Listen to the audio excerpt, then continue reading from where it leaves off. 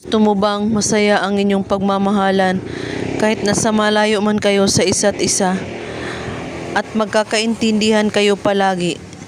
Kahit hindi kayo palagi nag-uusap o nagkikita, ikaw pa rin ang laman ng kanyang isipan at hindi siya mapakali kapag hindi kanya makakausap o matatawagan dahil ikaw lang ang laman ng kanyang isipan at mamahalin niya habang buhay. Gawin mo ito. Napakasimple lamang ito gawin at napaka-epektibo po ito. Basta't buo ang inyong paniniwala sa paggawa para tumalab agad. Ang kailangan sa ritual na ito, panulat lamang. Bago ka matulog sa gabi, isulat mo sa inyong palad ang pangalan at apelyido niya. At sa ibaba, isulat mo na ako lang ang iisipin mo palagi.